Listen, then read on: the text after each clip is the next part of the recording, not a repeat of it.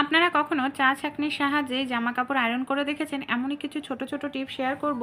আশা করছি টিপসগুলি অ্যাপ্লাই করলে আপনাদের প্রত্যেক দিনের কাজ অনেকটাই সহজ। আমাদের বাড়িতে যে গ্যাস বার্নারগুলো থাকে সেই বার্নারগুলো দেখা যায় একেবারে নোংরা হয়ে কালো তেল চিটচিটে হয়ে যায়। সেটাকে আমরা কিভাবে খুব সুন্দরভাবে পরিষ্কার করে নিতে পারি, চলুন তাহলে দেখে নিই। দুটো পদ্ধতি শেয়ার করব আপনাদের সঙ্গে। দুটো পদ্ধতি কিন্তু খুব সহজ। একটি পদ্ধতিতে আমি এখানে ব্যবহার করছি, দেখুন, হারপিক। আপনারা হারপিকের এই পদ্ধতিটিও অ্যাপ্লাই করতে পারেন, এটাও কিন্তু খুব ভালো। আর বার্নার একেবারে নতুনের মতো চকচকে হয়ে যায়। খুব ভালো করে হারপিক দিয়ে এইভাবে লাগিয়ে রেখে দিন। আর একটা যে পদ্ধতি আছে, এখানে আমি রেখে দিয়েছিলাম, দেখুন, 5 মিনিট এইভাবে। আর একটা পদ্ধতিতে আমাদের বাড়িতে যে খাওয়ার সোডা থাকে, বেকিং সোডা যাকে বলে, বেকিং সোডা এইভাবে আমি দিয়ে দিচ্ছি। এরপর আমাদের বাড়িতে অনেক লেবু থাকে, যে লেবুগুলো নষ্ট হয়ে যায়, কোনো কাজে ব্যবহার করি না, সেটাও সেই লেবু ব্যবহার করতে পারেন, কিংবা ফ্রেশ লেবু দিয়ে দিতে পারেন। এইভাবে আমি দিয়ে দুটো গ্যাসের বার্নারকেই আমি এখানে রেখে দেব 5 মিনিটের জন্য। 5 মিনিট রেখে দিলেই দেখবেন বার্নার দুটো খুব সহজেই আপনা আপনি পরিষ্কার হয়ে যাবে, একেবারে নতুন বার্নারের মতো চকচকে হয়ে যাবে। 5 মিনিট পর নর্মাল আমাদের যে ব্রাশ থাকে না, পুরনো টুথব্রাশের সাহায্যে এটাকে পরিষ্কার করে নেব। হারপিকেরটার মধ্যে আমি একটু লেবুর রস দিয়ে দিলাম। যেহেতু এখানে খাওয়ার সোডা, হারপিক দুটোই কিন্তু আমাদের হাতের জন্য ক্ষতিকর, তাই এখানে আমি হাতের মধ্যে প্লাস্টিক পরে নিচ্ছি। আপনারা চাইলে গ্লাভস পরে নিতে পারেন। এবার আমি দুটো বার্নারকেই একেবারে নতুনের মতো পরিষ্কার করে দেখাচ্ছি। নর্মাল যে স্টিলের কসবাইট থেকে এই দেখুন আপনা আপনি কতটা সুন্দর পরিষ্কার হয়ে গেছে, দেখতে পাচ্ছেন। এবার একটু নর্মাল একটু কসবাইট দিয়ে এইভাবে কয়েক সেকেন্ড আমরা যদি ঘষে নিতে পারি না, একেবারে নতুন সময় যেরকম কালার থাকে ঠিক সেরকম কালারই ফিরে আসবে। অনেক সময় ছিদ্রগুলো বন্ধ হয়ে যায়, ছিদ্রগুলোর মধ্যে নোংরা তেল জমে যায়, সেই ছিদ্রগুলোর তেল ময়লাও পরিষ্কার হয়ে যাবে। সময় দরকার নেই, আপনারা কিছু সময় একটু ঘষে নেবেন। তারপর আমি নর্মাল জল দিয়ে আপনাদের ধুয়ে দেখাচ্ছি। এই দেখুন কতটা সুন্দর, দেখতে পাচ্ছেন, পরিষ্কার হলে একেবারে কিন্তু বার্নারগুলো কালো হয়ে গেছিল, দেখুন একেবারে গোল্ডেন কালারে ফিরে এসছে। আপনাদের বাড়ির বার্নারও যদি এরকম কালো হয়ে যায়, আপনারা কিন্তু খুব সহজেই এই টিপসটি অ্যাপ্লাই করে পরিষ্কার করে নিতে পারেন। তা বেকিং সোডার যেটা আছে সেটাতেও এবার দেখব কিভাবে কতটা পরিষ্কার হলো। এই দেখুন আমি কিন্তু হারপিকের থেকে বেকিং সোডাটাই দেখছি বেশি ভালো পরিষ্কার হয়েছে। লেবুর রস আর বেকিং সোডা এর মধ্যে দিয়ে রেখেছিলাম, কত সুন্দর দেখুন একেবারে সোনালি কালার ফিরে এসছে। আমি তাই একটু লেবুর খোসা দিয়ে এইভাবে একটু ডলে নিচ্ছি, তারপর নর্মাল জল দিয়ে আপনাদের ধুয়ে দেখাবো। এটা কিন্তু আরও বেশি সুন্দর পরিষ্কার হয়েছে হারপিকের থেকেও। জল দিয়ে ধোয়ার পর ফাইনাল রেজাল্ট আপনাদের দেখাচ্ছি। এই দেখুন কত সুন্দর কালার চলে এসছে, এটার একেবারে নতুনের মতো সোনালি কালার। তাই যে টিপসটি আপনাদের বেশি ভালো লাগলো আপনারাও ট্রাই করে দেখতে পারেন। আপনাদের বার্নারগুলো যে নোংরা হয়ে গেছে এইভাবে খুব দ্রুত তাড়াতাড়ি কিন্তু পরিষ্কার হয়ে যায়। আমাদের বাড়িতে যে এই ধরনের তাওয়ালেগুলো থাকে, আমরা রান্নাঘরে ব্যবহার করি তাওয়ালে বা কোনো কাপড়। অনেক সময় কি হয়, এই ধরনের তাওয়ালে বা কাপড় আমরা রান্নাঘরের আংটায় ব্যবহার করি, বারবার খুলে খুলে পড়ে যায়, বারবার ঠিক করতে লাগে। তা বারবার আর খুলে খুলে পড়বে না, এই টিপসটি অ্যাপ্লাই করুন। সবার প্রথমে কুচি দিয়ে ভাঁজ করে নিন, এইভাবে একটি চুড়ি নিয়ে নিন। চুড়িটার মধ্যে এইভাবে দেখুন আপনারা যে তাওয়ালে বা কাপড় সেটাকে ঢুকিয়ে নিন। তারপর এখানে আমরা নিয়ে নেব একটি গার্ডার, এইভাবে ভালো করে টাইট করে আটকে নেব। এই দেখুন, আর এইভাবে একটু ছড়িয়ে দিন, সুন্দর ফুলের মতো লাগবে দেখতে। এবার আমরা যদি এটাকে রান্নাঘরে বা যে কোনো জায়গায়, বাথরুমেও তাওয়ালের প্রয়োজন হয় হ্যাং করে রাখি, বারবার পড়ে যাবে না। এটা আমরা খুব সহজে হাত মুছতে পারবো, নির্দিষ্ট জায়গায় এইভাবে ঝোলানো থাকবে। পরের টিপসটি চলুন দেখে নিই। অনেক সময় আমরা যখন চা বসাই বা দুধ বসাই, দেখা যায় বারবার উতলে উঠে পড়ে যায়, গ্যাস নোংরা হয়, দুধও নষ্ট, মানে দুধ চাও নষ্ট হয়, দুধও নষ্ট হয়। তাই যখনই আপনারা চা বসাবেন বা দুধ বসাবেন, দুধের পাত্রের মধ্যে বা চায়ের পাত্রের মধ্যে এইভাবে একটি চামচ দিয়ে রাখুন। চামচ দিয়ে খুব সুন্দরভাবে ফোটাতে থাকবেন, এই দেখুন। আর গ্যাসের ফ্লেমটাকে মিডিয়াম থেকে লো ফ্লেমে রাখবেন, তাহলে দেখবেন আপনারা খুব সুন্দরভাবে চা বা দুধ ফোটাতেও থাকবেন, ফুটতেও থাকবে, আর উতলে উঠে কিন্তু আপনাদের পড়েও যাবে না। কত সুন্দরভাবে ফুটছে দেখুন, এখানে পড়ে কিন্তু যাচ্ছে না। আমাদের বাড়িতে যে এই ধরনের হাতাগুলো থাকে, এখানে আমি দুটো হাতা নিয়ে নিয়েছি। কি করব, দুটো হাতাকে এইভাবে একসঙ্গে রাখবো, তারপর নিয়ে নেব একটি গার্ডার। এখানে আমাদের বাড়িতে যে লোহার এই ধরনের পিনগুলো থাকে, লোহার পিনের সাহায্যেও আপনারা এটাকে সেট করে এইভাবে নিতে পারেন যদি থাকে হাতের কাছে। আর যদি একান্তই না থাকে, আপনারা গার্ডারের সাহায্যেও কাজটি করতে পারেন। অনেক সময় শাক কাটতে গেলে মুঠোর মধ্যে ধরলে দেখা যায় আমাদের হাত কেটে যায়, বা অনেক ধরনের শাক যেমন কচু শাক হাত চুলকাতে থাকে কচুর রসে, সেই ক্ষেত্রে হাত দিয়ে ধরে কাটলে অনেক সময় হাত চুলকায়। এইভাবে দুটো হাতার মাঝখানে শাকটাকে আপনারা রেখে চেপে নিতে পারেন। তারপর যদি আপনারা কাটেন, দেখবেন খুব সুন্দরভাবে শাকটাকে যত ঝিরিঝিরি করে কাটতে চান কেটে নিতে পারবেন। যখন সামনের অংশটা কাটা হয়ে যাবে, তখন আপনারা শাকটাকে এইভাবে আবার সামনে এগিয়ে নিয়ে আবার কাটতে পারবেন। এতে আপনাদের হাত কেটে যাওয়ার কোনো রকম সম্ভাবনাই থাকবে না, আর খুব সুন্দরভাবে খুব দ্রুত আপনাদের শাক কাটা হয়ে যাবে। এই দেখুন কত সুন্দরভাবে এখানে আমরা শাকটা কেটে নিচ্ছি। আমার এখানে হাতের আঙুলগুলো কত দূরে রয়েছে। এইভাবে সামনের অংশ কাটা হলে আবার ঠেলে এগিয়ে নেব, তারপর আবার কাটতে শুরু করব। আইডিয়াটি যদি আপনাদের ভালো লেগে থাকে, এই ছোটো ছোটো টিপসগুলি যদি আপনাদের একটুও ভালো লেগে থাকে, ট্রাই করে দেখবেন। আমাকে কমেন্ট করে জানাবেন কোন টিপসটি আপনাদের ভালো লাগলো বা উপকারে আসতে পারে। সহজ হবে। চলুন আজকে টিপস দেখে নিই। প্রথম যে টিপসটি শেয়ার করছি, আমাদের বাড়িতে যে এই ধরনের ফটোগুলো থাকে, অনেক সময় দেখা যায় পড়ে থাকতে থাকতে ধুলো ময়লা লাগে, ফটোতে দাগ হয়ে যায়, নষ্ট হয়ে যায় ফটোগুলো। তাই এই ধরনের ফটোগুলোকে আমরা বাড়িতেই লেমিনেশন করে নিতে পারি। আমাদের বাড়িতে যে সেলোটেপ থাকে, অবশ্যই সাদা কালারের সেলোটেপ নেবেন, যেটা প্লাস্টিক ধরনের হয়। এই ধরনের সেলোটেপটা দিয়ে ওপরের দিকটা আগে টাইট করে আটকে নেব, তারপর নিচের দিকটা এইভাবে লাগাবো। এরপর কি করব, এক্সট্রা যে সেলোটেপটা আছে সেটাকে এইভাবে কেটে বাদ দিয়ে দেবো। দেখুন কত সুন্দর ফটোটা আমাদের লেমিনেশন হয়ে গেল। এবার ধুলো ময়লাও লাগবে না, ফটোটাও কিন্তু কোনোভাবে নষ্ট হবে না। আমরা প্রত্যেকেই এই ধরনের আয়রন ব্যবহার করে থাকি জামা কাপড় আয়রন করার জন্য, কিন্তু অনেক সময় কি হয়, আমরা আয়রনটাকে না এইভাবে খোলা রেখে দিই। এইভাবে খোলা রেখে দিলে আয়রনের মধ্যে ধুলো ময়লা লাগে, যার কারণে দেখা যায় আয়রনটা নোংরা হয়ে যায়। যখন আমরা আবার দ্বিতীয়বার জামা আয়রন করতে যাই, সেক্ষেত্রে আমাদের আবার পরিষ্কার করে নিয়ে করতে লাগে। তা আমাদের বাড়িতে যে পুরনো এই ধরনের গেঞ্জি থাকে, অবশ্যই গেঞ্জিটাকে উল্টো করে নিতে হবে। গেঞ্জিটার হাতার দিকটাকে এইভাবে আমি গুটিয়ে নিলাম, তারপর একটি গার্ডারের সাহায্যে খুব ভালো করে টাইট করে এইভাবে আটকে নিচ্ছি। এবার আমি সোজা করে নেব। দেখুন কোনো রকম সেলাই কাটিং ছাড়াই আমরা এই ধরনের কভার তৈরি করে নিতে পারি। আমরা এর মধ্যে এইভাবে ভরে রাখতে পারি, বা এইভাবে ওপরের দিকটা ঢেকে নিচের দিকটায় যে কাপড়টা সেটাকে এইভাবে মুড়িয়ে রাখতে পারি। এতে আমাদের আয়রনটা নোংরা হবে না, পরিষ্কার পরিচ্ছন্ন থাকবে।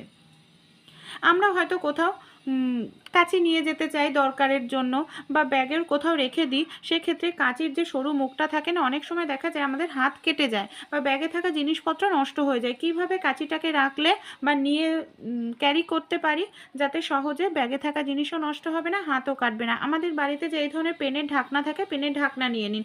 পেনের ঢাকনা আপনারা যদি কাঁচির এই মুখে এইভাবে ঢুকিয়ে দেন, দেখবেন টাইট হয়ে যাবে, কোনোভাবেই কাঁচিটার মুখ আর খুলবে না। আর কাঁচির মুখ যদি না খুলে জিনিসপত্র নষ্ট হবে না, ব্যাগে আমাদের হাত ঢোকালেও হাত কেটে যাওয়ার কোনো রকম সম্ভাবনা থাকবে না। ভালো লাগলে ট্রাই করে দেখবেন। আমরা যে এই ধরনের প্যাকেট জাতীয় খাবারগুলো খাই বা প্যাকেট খুলি, অনেক সময় প্যাকেটের মধ্যে বেশ কিছুটা অংশ থেকে যায়। যতই এটাকে আমরা গার্ডার দিয়ে আটকে রাখি না কেন, দেখা যায় যে ঠিক গার্ডারের মধ্যে দিয়ে হাওয়া বাতাস ঢুকে ভেতরের খাবারটা নরম হয়ে যায়। তাই একটি কাগজ নিয়ে নিন, তার ওপর এই প্যাকেটটাকে রেখে ওপর দিয়ে কাগজ দিয়ে আয়রনটাকে হালকা গরম করে নিয়ে এইভাবে একটু কয়েক সেকেন্ড 10 সেকেন্ড মতো একটু ডললেই দেখবেন একেবারে কাঁটা জায়গাটা আপনাদের সিল হয়ে যাবে, কোনোভাবে হাওয়া বাতাস ঢুকবে না। প্যাকেটে থাকা খাবারটাও কিন্তু খুব ভালো থাকবে। ভালো লাগলে অবশ্যই ট্রাই করে দেখবেন। নেল পালিশ আমরা মহিলারা কম বেশি প্রত্যেকেই ব্যবহার করি। নেল পালিশের শিশি যখন শেষ হয়ে যায় তখন এটাকে ডাস্টবিনে ফেলে দিই। তা নেল পালিশের শিশিকে ডাস্টবিনে না ফেলে আমরা কিন্তু ইউজ করতে পারি, কারণ ভারী হয়, কাচের হয়। আমরা অনেক সময় এই ধরনের মশা মারা ধূপকাঠি ধরাই বা নর্মাল ধূপকাঠি ধরাই আমাদের কাছে স্ট্যান্ড থাকে না, তখনই সমস্যার মধ্যে পড়তে হয়। তো এই ধরনের কাচের শিশিগুলোকে আমরা স্ট্যান্ড হিসাবে ব্যবহার করতে পারি, যেহেতু ভারী তাই পড়েও যাবে না। আর এতে যদি আগুন মশা মারার ধূপকাঠি জ্বলাই বা নর্মাল ধূপকাঠি, পুরোটাই জ্বলবে। একটি পাত্রের মধ্যে বসে এইভাবে ব্যবহার করবেন, ছাইটাও সেই পাত্রের মধ্যে পড়বে। পরের টিপসটি চলুন দেখে নিই। একটি পাত্র নিয়ে নিয়েছি, পাত্রের মধ্যে আমি এখানে নিয়ে নিচ্ছি 1 চামচ পরিমাণ বেসন। এর মধ্যে আমি দিয়ে দেব সামান্য পরিমাণ ভ্যাসলিন। ভ্যাসলিন আমাদের প্রত্যেকের বাড়িতেই থাকে, সহজলভ্য, এর দামটাও খুব কম। সামান্য পরিমাণ দিলেই হবে, বেশি দেওয়ার দরকার নেই। এই দেখুন আমি চামচের হ্যান্ডেল দিয়ে সামান্য পরিমাণ একটু ভ্যাসলিন তুলে নিলাম। এবার কি করব, ভ্যাসলিন আর বেসনটাকে খুব ভালোভাবে মিশিয়ে নিতে হবে। এর মধ্যে আমি নিয়ে নিচ্ছি হাফ চামচ পরিমাণ মতো নারকেল তেল। নারকেল তেলটা দিয়েও আবার খুব ভালো করে বেসনটাকে আমি এইভাবে মিশিয়ে নেব। খুব সুন্দর করে মেশানোর পর এখানে আমাদের নিয়ে নিতে হবে কিছুটা পরিমাণ মধু। মধু যদি আপনাদের স্যুট না করে তাহলে মধু নাও দিতে পারেন, মধুর পরিবর্তে আপনারা এখানে চাইলে লেবুর রসও দিতে পারেন। মধুটা দিয়েও ভালোভাবে মিশিয়ে নেওয়ার পর এখানে আমি ব্যবহার করছি গোলাপ জল। আপনারা চাইলে নর্মাল জল বা কাঁচা দুধ দিয়েও মিশ্রণটা তৈরি করতে পারেন। ক্রিম যেরকম হয় একদম স্মুথ একটি পেস্ট, সেরকমই একটি পেস্ট আমাদের তৈরি করতে হবে। অল্প অল্প করে জল দিচ্ছি আর মিশ্রণটা আমরা তৈরি করে নিচ্ছি। এই দেখুন এইভাবে খুব সুন্দর করে একটি মিশ্রণ আমাদের তৈরি করতে হবে। কি কাজে এই মিশ্রণটা আমরা ব্যবহার করব চলুন তাহলে দেখে নিই। আমরা অনেক নামি দামি ব্র্যান্ডের ফেস ওয়াশ ব্যবহার করি, দেখা যায় তাতেও আমাদের ত্বক রুক্ষ শুষ্ক কুঁচকে যায়। ত্বকে নানা রকম কেমিক্যালযুক্ত জিনিস ব্যবহার করার ফলে একটা সময় বয়সের ছাপ পড়ে যায় অল্প বয়সেই। তা আমরা স্নান করার সময় যদি এরকম একটি মিশ্রণ বানিয়ে প্রত্যেক দিন মুখটাকে পরিষ্কার করি, মুখের দাগ ছোপ যেরকম দূর হবে, ব্রণর সমস্যা দূর হবে, ট্যান রিমুভ হবে, ত্বক হবে ফর্সা উজ্জ্বল। সেই সঙ্গে আমাদের মুখে যে বয়সের ছাপ পড়ে যায় সেটাও কিন্তু হবে না। ভালো করে লাগিয়ে 1 মিনিট মতো আপনারা একটু এইভাবে মাসাজ করে নিন। এইভাবে একটু মাসাজ করলেই দেখবেন ত্বকের জমে থাকা নোংরা দূর হবে, ডেড স্কিনও রিমুভ হবে। তারপর দেখুন আমি মুছে দেখাচ্ছি। নর্মাল জল দিয়ে মুখটাকে আপনারা ভালো করে ধুয়ে নিন।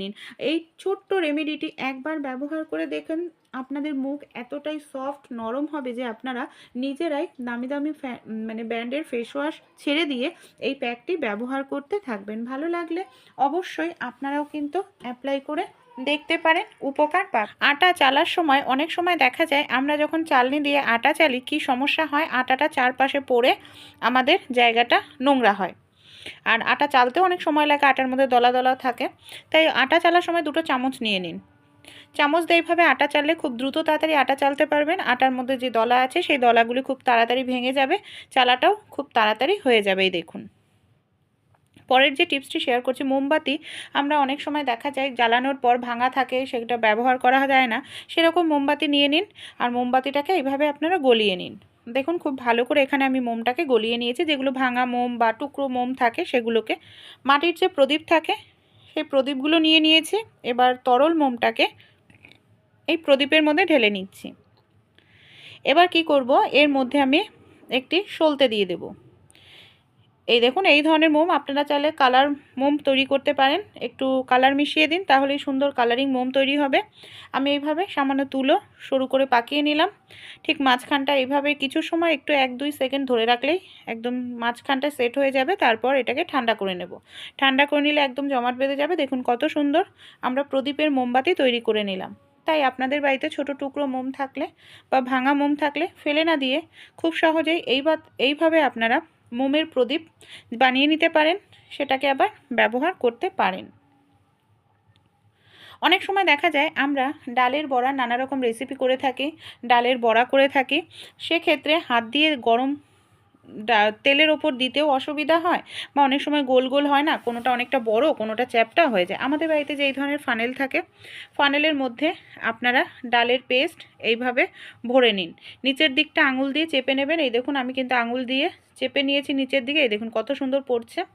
এবার কি করব, আমরা এখানে ফ্রাই প্যানের মধ্যে আমি এখানে ভাজছি, আমি অতিরিক্ত তেল দেব না, একদম অল্প তেলের মধ্যেই আমি এটাকে ভেজে তুলব। কত সুন্দরভাবেই দেখুন একদম পারফেক্ট গোল হবে। অতিরিক্ত বড় বড় বা চ্যাপ আপনারা যেরকম করতে চান সেরকমই এখানে তৈরি করে নিতে পারেন। ফানেল দিয়ে এইভাবে করলে খুব সুবিধাও হয়, কাজটি করতেও আপনাদের সহজ হবে। ভালো লাগলে ট্রাই করে অবশ্যই দেখবেন। বা আমরা অনেক সময় ডালের বড়ি দিই, দেখা যায় ডালের বড়ি দিলে না ডালের বড়িটা ঠিক মতো শেপ আসে না। তাই আপনারা এইভাবে খুব সহজে ফানেলের সাহায্যে ডালের বড়িও দিয়ে নিতে পারেন। প্রত্যেকটাই দেখুন কত সুন্দর শেপ এসছে পাবেন। আমাদের বাড়িতে যে এই ধরনের বটিগুলো আমরা ব্যবহার করি সবজি মাছ কাটার জন্য, অনেক সময় কি হয় বটিতে জং ধরে যায়, বটির ধারটা চলে যায়, দোকানে নিয়ে গিয়ে ধার করে আনতে গেলে অনেকটা টাকা লাগে। আমাদের বাড়িতে যে এই ধরনের জং পরিষ্কার করার শিরিষ কাগজ থাকে, এটা দিয়ে আমরা যদি 15 দিন অন্তর অন্তর এইভাবে বটিটাকে একটু ঘষে নিতে পারি, তাহলে বটির থেকে যে জং পড়ে যায়, নোংরা জমে যায় সবজি কাটার সময়, সেগুলো খুব সহজেই উঠে যাবে। এমনকি যে বটির ধার চলে গেছে সেই ধারটাও ফিরে আসবে। দেখুন কত সুন্দর পরিষ্কার হলো এইভাবে। আর এই শিরিষ কাগজের দামও কিন্তু অনেকটা বেশি নয়, যে কোনো হ্যান্ডওয়ার্সের দোকানেই আপনারা পেয়ে যাবেন। 10 টাকায় আনলে আপনারা 1 বছর ব্যবহার করতে পারবেন। দোকানে ধার করার থেকে আপনাদের টাকা পয়সাও বেঁচে যাবে। এইভাবে আপনারা বাড়িতে বসে বটি ছুরি কাঁচি যে কোনো জিনিস জং পরিষ্কার করে খুব সহজেই ধার করে নিতে পারবেন। এখানে আমি নিয়ে নিয়েছি একটি প্রেসার কুকার। এই ধরনের প্রেসার কুকার আমাদের প্রত্যেকের বাড়িতে থাকে। প্রেসার কুকারের মধ্যে এখানে আমি 1 গ্লাস পরিমাণ জল দিয়ে দিচ্ছি। আর এবার ঢাকনাটা বন্ধ করে জলটাকে খুব ভালো করে গরম করে নেব। যখন আওয়াজ আসতে শুরু করবে তখন প্রেসার কুকার বন্ধ করে দেব। একটি পাত্র নিয়ে নিয়েছি, পাত্রের মধ্যে 1 চামচ খাবার সোডা বা বেকিং সোডা, সামান্য পরিমাণ একটু পাউডার দিয়ে খুব ভালো করে আমাদের এইভাবে মিশিয়ে নিতে হবে। কী কাজে ব্যবহার করব ছাঁকনির সাহায্যে চলুন দেখে নিই। অনেক সময় হয় বর্ষাকালে শীতকালে রোদ্দুর ওঠে না, জামা কাপড় ধুয়ে দিলে শুকায় না, এমন অনেক এমার্জেন্সি জামা কাপড় থাকে যেটা ধুয়ে দিতে লাগে, কিন্তু দেখা যায় ধুয়ে দিলেও শুকাবে না, কিন্তু জামা কাপড় থেকে বাজে দুর্গন্ধ ব্যাকটেরিয়া জীবাণু রয়েছে। তাই জল দিয়ে ধোয়া ছাড়াই আপনারা এইভাবে সামান্য পাউডার খাবার সোডা খুব ভালো করে এইভাবে মানে জামা কাপড়ের মধ্যে দিয়ে 10 মিনিট মতো রেখে দিন। 10 মিনিট পর হাত দিয়ে খুব ভালো করে জামাটা ঝেড়ে নিন। তারপর কিভাবে আমরা কারেন্ট ছাড়াই আয়রন করতে পারবো। অনেক সময় হয় আমাদের জামা কাপড় আয়রন করতেই লাগবে, কারেন্ট থাকে না, তখন আমাদের ইস্ত্রি ব্যবহার করতে পারি না। তাই এই ধরনের প্রেসার কুকার খুব ভালো করে আপনারা গরম করে নিন। গরম করে নিয়ে প্রেসার কুকারের সাহায্যে খুব সহজে এইভাবে হালকা করে টানলেই দেখবেন জামা কাপড় আয়রন করে নিতে পারবেন। যে কোনো জামা কাপড় খুব সহজেই এইভাবেই কিন্তু আপনারা আয়রন করে নিতে পারবেন। আমি বলছি না প্রত্যেককে এইভাবে আয়রন করার জন্য, এমার্জেন্সি সময় তখন আপনারা এই টিপসটি ট্রাই করলে কিন্তু উপকার পেতে পারেন। দেশলাই আমরা কম বেশি প্রত্যেকে ব্যবহার করি। অনেক সময় দেখা যায় দেশলাই কোনো কারণে জলে পড়ে যায় বা ভিজে যায়, ভিজে গেলে দেশলাইয়ের কাঠিগুলোও ভিজে যায়, তখন কিন্তু এই দেশলাই আমরা কোনোভাবেই জ্বালাতে পারি না। আর এই কাজটি যদি রাতে হয় তখনই কিন্তু সমস্যা হয়, কারণ তখন সূর্যের আলোও থাকে না শোকানোর জন্য। আর সারা রাত এইভাবে থাকলে পুরো কাঠিগুলোই নষ্ট হয়ে যায়। সেকেন্ডও সময় লাগবে না, শুকিয়ে নিতে পারবেন দেশলাইয়ের কাঠি, দেশলাই বক্স। আপনারা আয়রনটাকে গরম করে নিন। গরম করে নেওয়ার পর এইভাবে দেশলাই বক্সটাকে আয়রনের ওপর এইভাবে কিছু সময় রাখুন, একটু ঘষে নিন। দেখবেন আয়রনটা এর কারণে পুরোপুরি শুকিয়ে যাবে, এমনকি দেশলাই কাঠিগুলো জ্বালা